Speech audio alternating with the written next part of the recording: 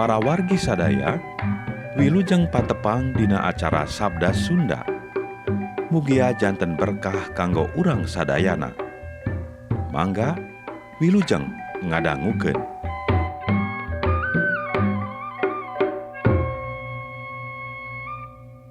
Injil Yesus Kristus numutkeun Santo Markus. Pidua poeun deui kana pesta Paskah jeung pesta roti teu diragian, imam-imam kapala jeung guru-guru agama neangan akal rek nangkep Yesus, tapi hayang rikip. Nangkepna ulah dina keur pesta, ceuk maranehna, bisi rahayat rusuh. Yesus keur aya di Betania, di imah Simon, anu baretona katerap ku kasakit lepra. Sabot keur tuang, datang hiji awewe mawa goci dieusi minyak seungit anu kacida mahalna, anu dijieuna tina akar wangi. Segocina kumanehna dipepeuskeun, minyakna dikucurkeun kana mastaka Yesus. Ti antara jelema-jelema nu araya di dinya, aya anu arambekeun jeung ngaromong pada batur. Naon gawena eta minyak seungit dipicinan kitu? Mun dijual bisa payu leuwih ti 300 uang perak, duitna serenkeun ka pakir miskin. Geus kitu maranehna nyarekan ka eta awewe kasar pisan. Tapi saur Yesus, ulah diopenan ieu awewe teh. Kunaon dicarekan? Manehna keur nembongkeun kalemesan jeung kamuliaan budina ka kami. Nu mariskin mah salawasna ge aya bae jeung maraneh, mun maraneh hayang nulung, iraha-iraha ge bisa. Ari kami mah aya di maraneh teh moal salawasna. Ieu awewe geus sateka-teka upaya hayang ngaminyakan kami ku minyak seungit, maklatkeun kami waktu pamakaman kami engke. Sing percaya ka ieu ucapan kami.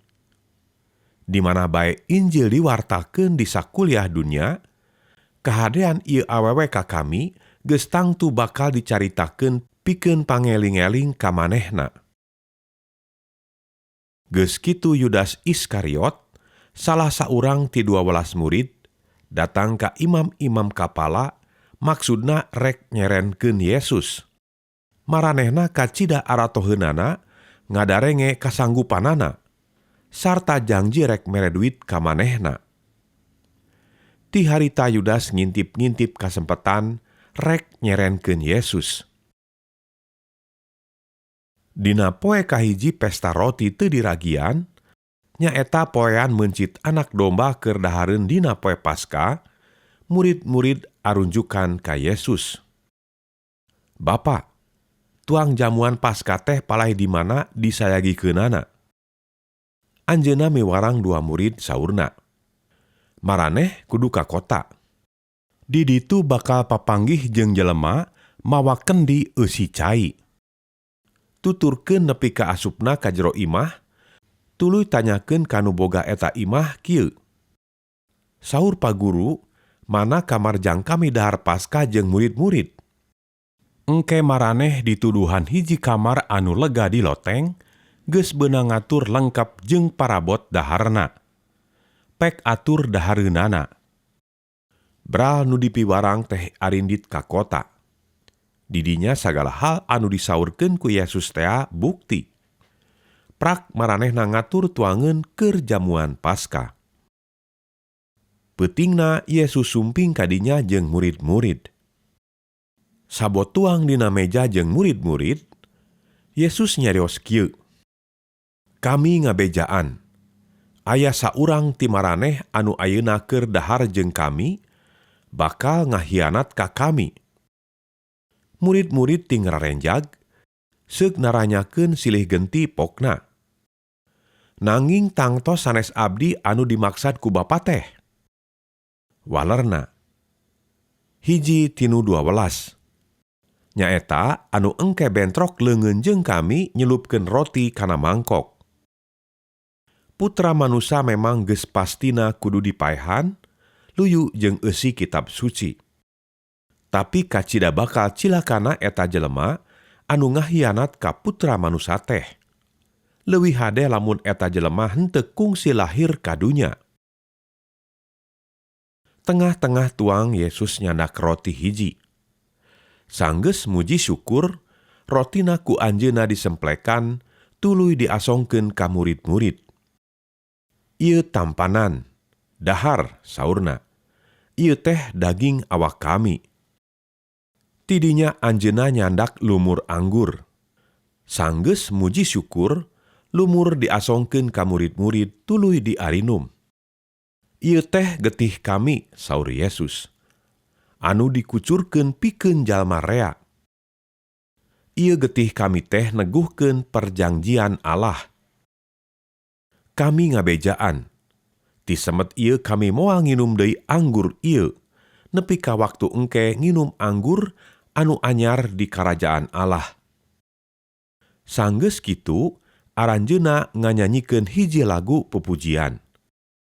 Tidinya terus kaluar, ngajugjug angkat ka Gunung Jetun.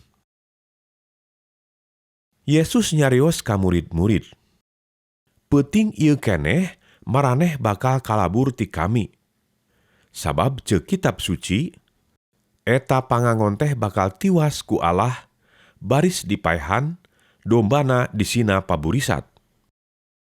Tapi sanggeus kami dihirupkeun deui, kami rek miheulaan maraneh ka Galilea. Ceuk Petrus ka anjeunna. Sanaos nu sanes naringgalkeun ka Bapa, abdi mah moal. Waler Yesus ka Petrus. Kami ngingetan. Peuting ieu memeh hayam kongkorongok 2 kali, geus 3 kali maneh bakal nyebut teu wawuh ka kami. Petrus beuki ngabantah. Moal, abdi mah moal nyebat kitu sanaos kedah paeh bareng sareng Bapa oge. Nu sejen oge ngaromongna teh kitu. Sanggeus nepi ka hiji tempat ngaran Getsemane, Yesus sasauran kieu. Maraneh dariuk di dieu sabot kami naneda di ditu. Anjeunna terus angkatna nyandak Petrus, Yakobus jeung Yohanes. Manahna nalangsa jeung ngaraos ketir, tuluy ngalahir ka maranehna. Hate kami nalangsa taya papadana, nepi ka asa remuk. Daragoan di dieu jeung sing terus nyaring. Anjeunna terus maju. Sanggeus rada jauh, bruk meubetkeun anjeun kana taneuh terus naneda, mundut supaya lamun meunang mah, eta waktu kasangsaraan teh ulah datang kanyorang ka anjeunna. Ama, saurna, ama.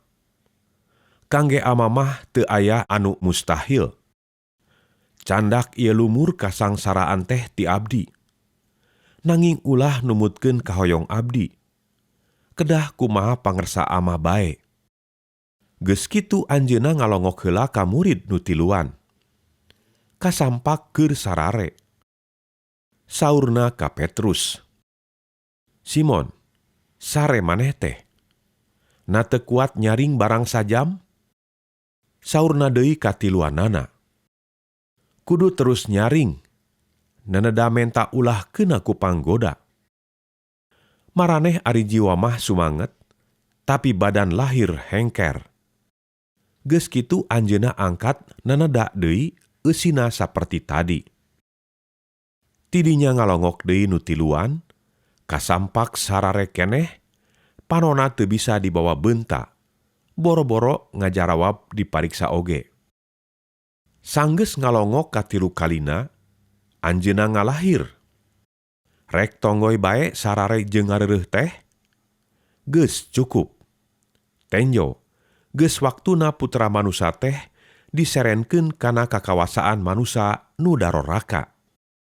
Geura harudang, urang indit. Tenjo, anu rek ngahianat ka kami teh geus datang. Sabot anjeunna sasauran keneh, Yudas, murid tinu 12 tea geus datang jeung jelema loba pisan. Marawa pedang jeung gegendir, titahan imam-imam kapala, guru-guru agama jeung para kokolot. Eta jelema hianat teh ti memehna geus mere isyarat kanu rea. anu engke ku kaula dicium, tah eta. Tangkap terus giring, jaga sing kuat. Datang-datang Yudas muru ka Yesus. "Pak Guru," carekna bari terus nyium. Yesus terus ditangkap dicarekelan pageuh pisan. Tapi tinu narangtung di dinya aya anu nyabut pedang. Dikadekeun ka bujangna Imam Agung, beunang celina nepi ka rampung. Yesus ngalahir kanu nangkep saurna. "Maraneh marawa pedang jeung gegendir nangkep kami, na kami teh penjahat? Unggal poe kami aya jeung maraneh, ngawuruk di bait Allah, ku maraneh teu ditangkep. Tapi memang geus kitu mistina, sangkan laksana nu ditulis dina kitab suci. Ari murid-murid tuluy kalabur ti anjeunna. Aya hiji jajaka anu nuturkeun ka anjeunna, ngan make harudum bodas salembar. Eta jajaka rek ditangkep, tapi tuluy kabur di tataranjang, harudumna diporosotkeun. Yesus dibawa ka bumi Imam Agung. Di dinya geus karumpul imam-imam kapala, para kokolot jeung guru-guru agama. Petrus nuturkeun ti kajauhan nepi ka milu asup kaburuan bumi Imam Agung, tuluy diuk jeung tukang-tukang jaga milu siduru. Imam-imam kapala jeung sakumna mahkamah sakedah polah neangan bukti-bukti anu bisa dipake ngaragrakeun hukum pati ka anjeunna. Tapi sarupa ge teu manggih. Loba nu mere bukti palsu mah. Tapi katerangan nu itu jeung katerangan nu ieu teu aya anu saluyu. Maju deui anu sejen-sejen mere bukti-bukti palsu perkara Yesus kieu bohongna. Ieu jelema kungsi ngadenge nyebut kieu. Ieu bait Allah beunang nyieun jelema ku kami rek diruag. Sanggeus 3 poe kami rek ngadegkeun anu sejen, anu lain buatan manusa. Tapi katerangan maranehna ge itu jeung ieu taya nu saluyu. Geus kitu Imam Agung ngadeg, hareupeun sarerea tuluy mariksa ka Yesus. Kumaha eta panuding-panuding teh kumaneh moal dijawab? Yesus teu ngawaler sakecap-kecap acan. Imam Agung mariksa deui, "Nya maneh teh Kristus juru salamet, Putra Allah Mahasuci?" Yesus ngawaler, "Leres. Sarta ku aranjeun bakal kataringali Putra Manusa calik di tengeneun Allah nu Maha Kawasa. Tuluy sumping ti langit di jero mega." Imam Agung nyosoeh anggoanana sarta ngalahir. Teu perlu deui urang make saksi. Geus kadarangu sorangan kumaha ngahinana ka Allah. Kumaha putusan aranjeun? Maranehna kabeh mutuskeun yen Yesus salah sarta manjing dihukum pati. Jelema-jelema mimiti aya anu nyariduhan ka Yesus. Maranehna meungpeunan soca Yesus, terus neunggel bari ngomong kieu, "Coba teguh, saha anu neunggel ka maneh?" Pangawal-pangawal oge milu nampiling ka anjeunna. Sabot Petrus aya keneh di buruan, aya hiji awewe babuna Imam Agung ngaliwat ka dinya. Barang nenjoeun ka Petrus anu keur siduru, pok ngomong, "Maneh ge lain sok babarengan jeung Yesus urang Nasaret." Petrus mungkir, "Ah, duka. Ngomong teh teu puguh, teu kaharti." Tembalna bari ngaleos kalawang buruan.